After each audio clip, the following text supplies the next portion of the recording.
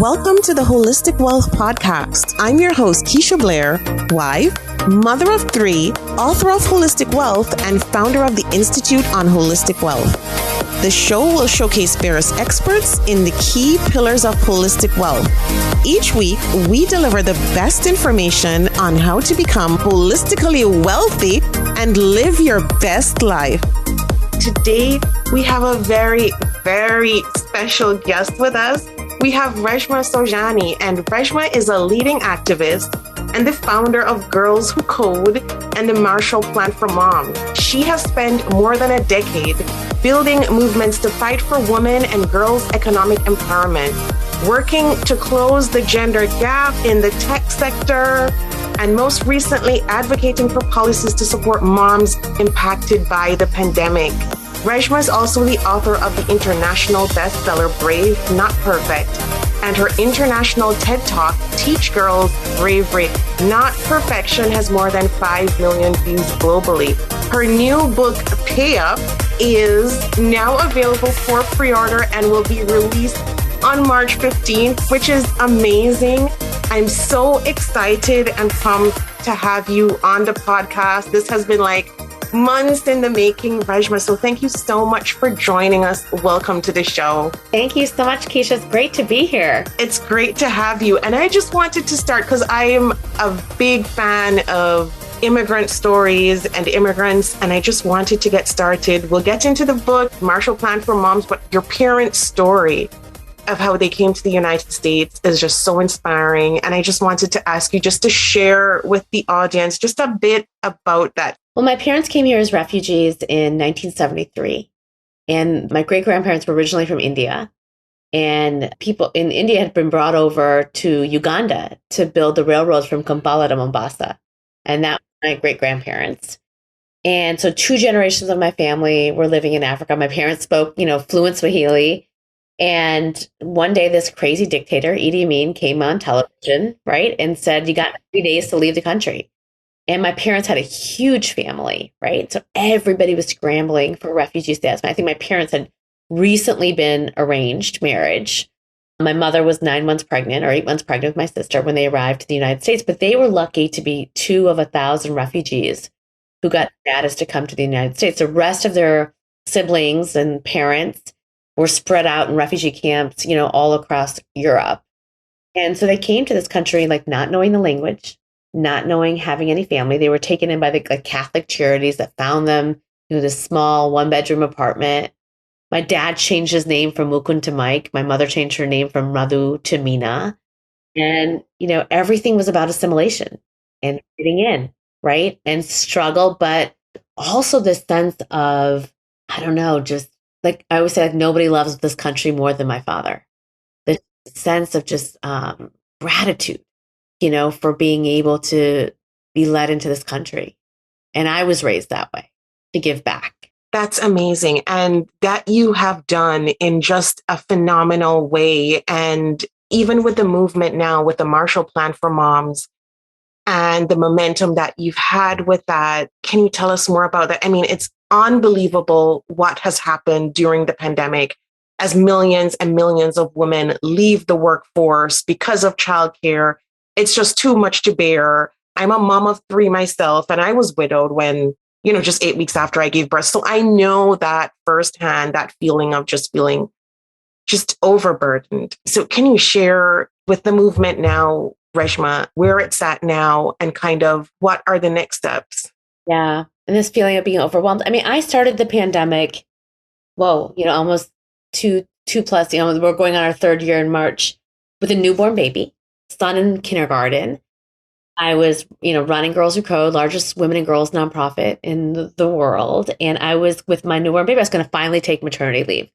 I had him via surrogate. And so I had all these feelings, that I didn't get to carry him in the womb, and I had all these fertility issues. And so I was just looking forward to being his mom. And then the pandemic hit. And I had to go back to work when Sai was a few weeks old, homeschool my 5-year-old, save my nonprofit. I got COVID-19. It barely registered. Like my liver failed. I got acne on my face. Like I was 16 years old. And, every night I was just, like you said, overwhelmed and just exhausted. And a lot of the women on my leadership team were moms. And when I looked at them, we all looked the same, just spent. And as a team, we're trying to figure out, well, how do we save girls to code? How do we secure ourselves? How do we make plans? How do we do this while all of us are homeschooling our kids, don't have childcare, in various places, right? In terms of single moms, what support that we have, not to mention caring for our elderly parents, because that's what we do. I remember we were just like, you know what, we'll build our KPIs when the school's open. Because when the school's open, we'll get a couple more hours a day. And then most of our kids all go to public school. And remember, we got a notice a couple weeks before, well, congratulations, right? We're coming up with a Zoom school. And you're going to get to log on your kid at 9 o'clock, 10 o'clock, 11 o'clock, all the while you maintain your full-time job. And I was a little naive because I was shocked. And I was like, wait a minute, why didn't I get the email from the principal being like, hey, Reshma, do you have time, mental energy to do this? And it was just assumed that and they knew it was going to be the moms, because all of the data that we have, time and sheets, was that the moms were doing the unpaid labor. The moms were already doing the Zoom schooling from March to May. And so as you saw in those months, in September, October, November, December in particular of 2020, you started seeing millions, almost 12 million women pushed out of the workforce, right? And it was for these reasons that we talked about. They didn't have childcare. Daycare centers were shut down. They couldn't bring their aunts, uncles, grandmothers to come take care of the kids, right? Many women, especially women of color, found themselves in jobs that weren't pandemic proof, right? And so when their jobs were gone, they had to figure out how they were going to put food on the table. Many of these same women of color, didn't have paid leave, because we live in a country that doesn't offer paid leave, especially for low-wage workers, and hourly employees. So when they were sick, they had to go back to work. And so, because we don't have any structure of care, we don't live in a society that offers paid leave. We don't live in a society where childcare is affordable. And I knew this. I mean, my dad couldn't afford the $50 a week for childcare. I was a latchkey kid when I was my son's age, where I would walk the 12 blocks home by myself, let myself in, make myself a snack. My babysitter was a television, right? Most of my life. So, and all of us are, you're shaking your head because we all had to do this. And I kept thinking about, like, well, where's the plan? Like, someone's got to have a plan. Like, we can't lose all these jobs. But you realize there was no plan, because we were used to treating working women as our country's social safety net. So we took out a full page ad of the New York Times with women, entrepreneurs, celebrities, moms, right, saying, what's the plan? We don't work for free. Use your first 100 days, right, to figure out how you're going to help women recover, working mothers recover. Nothing has happened, right? We have not passed the Build Back Better bill still, almost over 2 years later. Still have 3 million women out of the workforce. The jobs report came out, on Friday, that said men are entering the workforce at 27 times that of women. Women, we still haven't bailed out moms. And so this book, PayUp, is really saying, what do we need, right? Women are in crisis. And, not to mention, again, the 2+ million women that are still missing from the workforce, but the rates of anxiety and depression, are on the rise.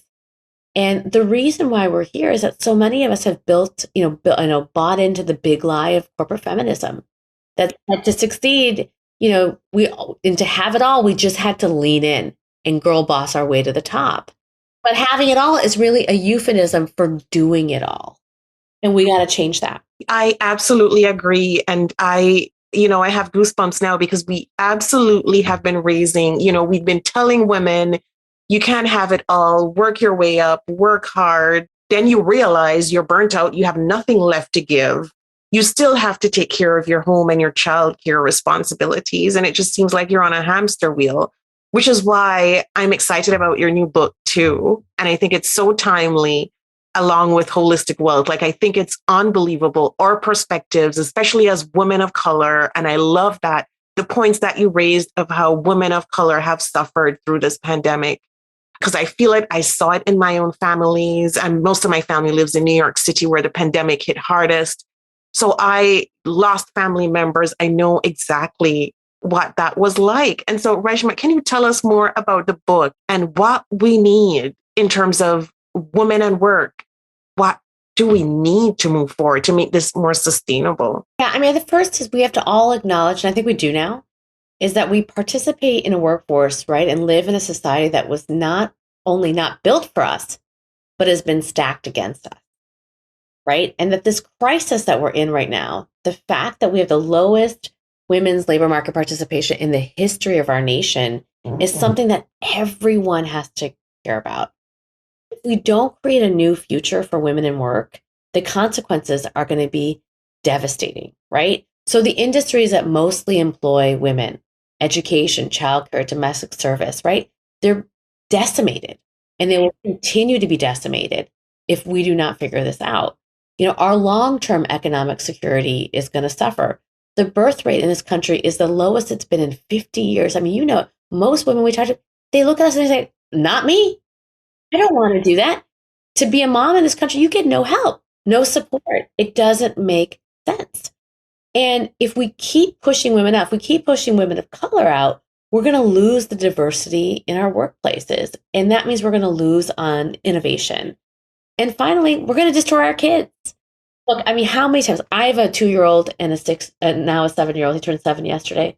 I feel like I apologize to Sean every single day. I don't have the patience.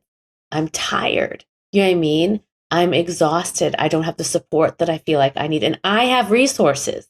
I'm one of the lucky ones, right? And research is showing us that for preschool age children, you know, whose parents are stressed out, they're twice as likely to suffer from their own mental health issues by the time that they're 3.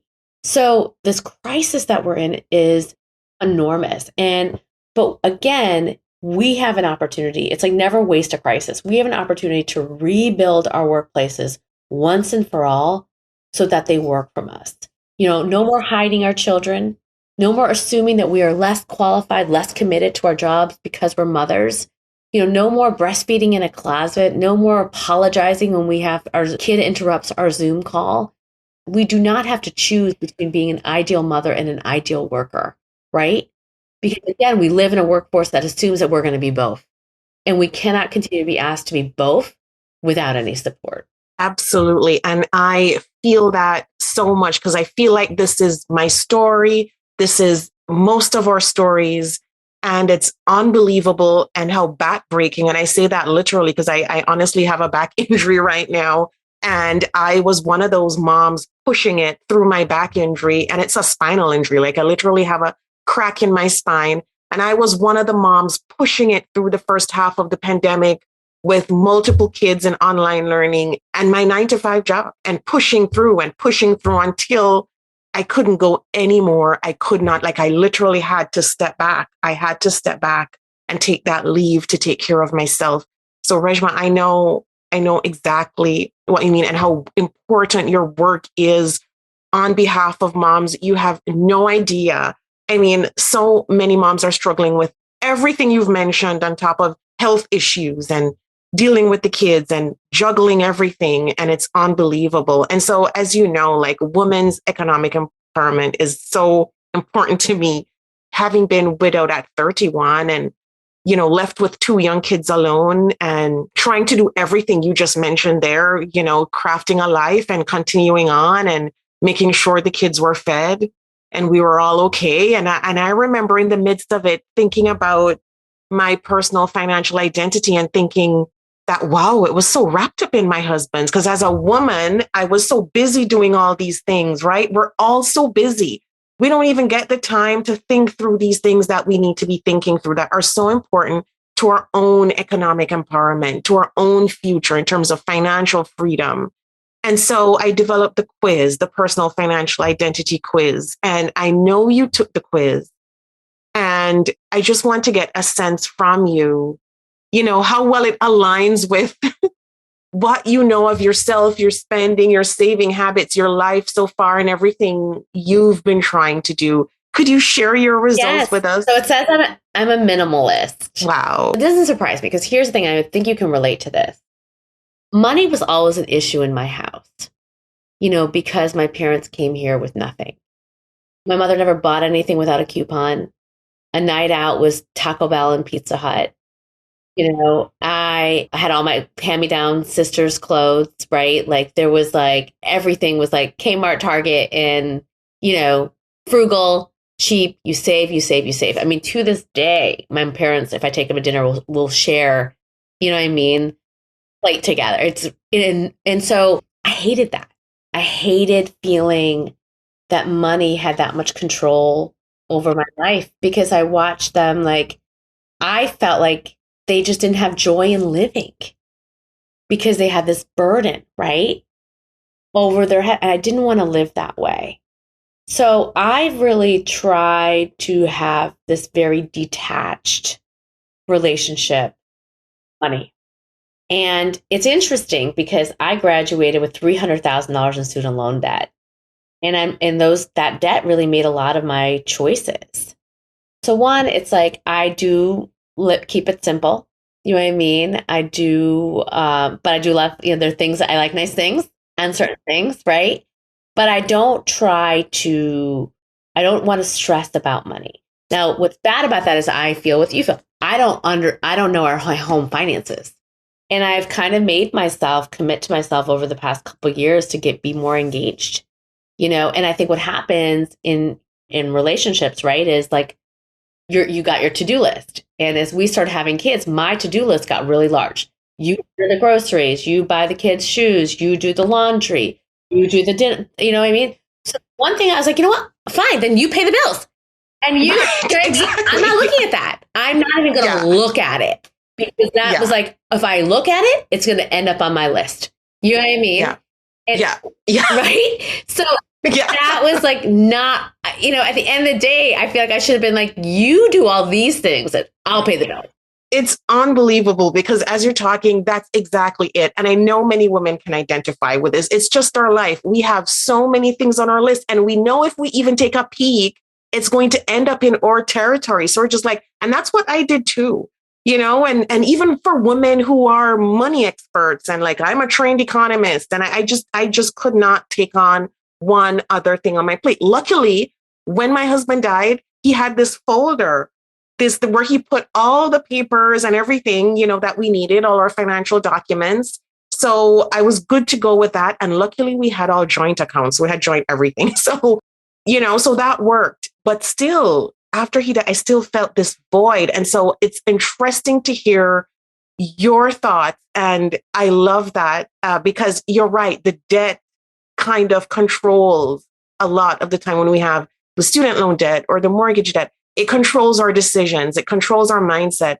And we feel powerless, especially as women sometimes when we're doing so many things.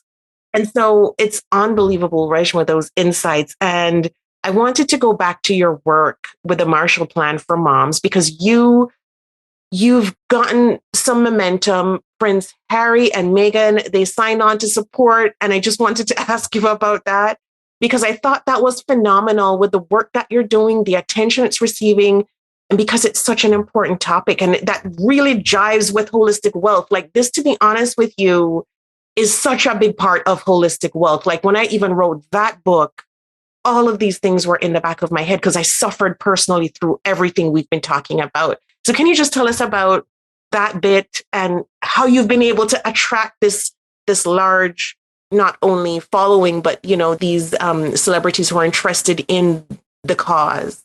Well, I first want to just say that Meghan Markle is incredible. Incredible. And her and Prince Harry selected Marshall Plan for Moms as one of the organizations that they were going to support. And she has really put herself out there on paid leave and put herself out there in supporting organizations that are fighting for paid leave. And I thought that the way that she did it, by listing the organizations with the release of a photo of their children, was so, because she's trying to get attention to us. And this idea of using your power and your platform, not a lot of people do that. Forget about, actually more women do it than men. But And to do it and you're going to still get criticized for it. Just extraordinary. She's extraordinary. Extraordinary. I fell out of my chair when I found out. I was like, what? That was a blessing. And just, again, grace of God that happened and that she helped elevate this issue. Look, I think the thing is that I think this pandemic opened up a lot of people's eyes, and it's their own experiences. It doesn't matter. In some ways, it doesn't matter if you're living in a penthouse, right? Or if you're living in a 1-bedroom apartment. To different degrees, you're experiencing this. I think, it's been so overwhelming for mothers, this moment of isolation, having responsibilities, your kids, your work, you're keeping them safe, keeping yourself safe, keeping your parents safe, all of it. And it's like you said when you were talking, Keisha, it's like, it's not an option to quit. We don't get to quit being a mom. We don't get to walk out the door and be like, especially if you're a single mom, and be like, I need a break. I need to take a walk. You don't get to do it. So it's one of those jobs that's thankless, that you don't get to quit. You know what I mean? And that you don't get a lot of respect and recognition. No, absolutely. It's so true. And I remember, Reshma, as you mentioned, single moms, when my husband died and I became a single mom, I was grieving like millions of women through COVID-19 now who've become widowed and are grieving through this. And they're having to do everything at the same time. And I remember doing it and just feeling like I would not make it. So I know how these women feel. I didn't feel I was going to make it. I did. And so I know there's hope. And I know, if you're listening in and you're at that point, there is hope. But it's absolutely incredible and just important, the work you're doing. Here's the thing. I think the thing is, what you're saying is so important is, I think the first thing to say to every woman who's listening, like, you deserve help. What you're feeling, the expectation that we put on moms is not normal. And so we demand support. And I know you're tired and it's hard to like march for something or protest something when you barely can just make it through the day. But that is why I think it's important to have this conversation in a sisterhood and in a form of solidarity. So we're all lifting each other up and recognizing what we get for all of us. You know what I mean? And that's where this book, PayUp, this idea of like paying. I mean, I can't even tell you how many debates we had about like, can you say pay up? Are we going to offend somebody? But isn't it true? Isn't it time that we pay up? Isn't it time that we actually redesign workplaces? Isn't it time that we subsidize childcare? Isn't it time that we offer pay? Isn't it time that we demand that men take paid leave? Isn't it time that we support that 3 out of 10 American families are run by single parents? Vast majority are women. So what do we expect them to do if their work is not going to actually support them? Absolutely. And it's true. It's time to pay up. It's way overdue. It's time to pay up. And so, Reshma, thank you so much for being on the show. Can you just tell our audience where to get the book? I'll post the link to. Yeah. Get Pay Up at your favorite independent bookseller, hopefully a woman or a woman of color, a person of color. Again, so many booksellers are the kinds of women that we're talking about and have been fighting through this pandemic to just make it. You can learn more about the book on reshmasaujani.com and get it for you, get it for everybody you know. Like, let's build this movement together. It's time to take women from rage to power. And we're at this moment for critical change and lasting change. Absolutely. And that's amazing. And so, yes, get the book. And I will be posting the link everywhere so you know where to find it. Thank you so much for joining us again. Thank you, Keisha, for having me. It was so wonderful being here. Thank you so much. Thank you for joining us this week on Holistic Wealth with Keisha Blair. Make sure to visit our website, KeishaBlair.com, where you can subscribe to the show on iTunes, Spotify, or via RSS, so you will never miss a show. While you're at it, if you found value in this show, we'd appreciate a rating on iTunes, or if you simply tell a friend about the show, that would help us out too. Are you a member of the Institute on Holistic Wealth? If not, what are you waiting for? Go to Institute on Holistic Wealth /memberships to choose your membership plan and join. As a member, you get so many perks. Free worksheets, advice, coaching, and a member's workshop to design an intentionally designed life. You need to figure out your life purpose? Take the Build Your Life Purpose Portfolio online self-paced course. You're struggling with all your money decisions? Take the free financial identities quiz and then take the course. You recently had a breakup, job loss, or experienced the death of a loved one? Take the Holistic Healing course. You need an overall plan to achieve holistic wealth? We will help you figure out your holistic wealth blueprint. And of course, if you want to start making money by helping others achieve holistic wealth, become a certified holistic wealth consultant.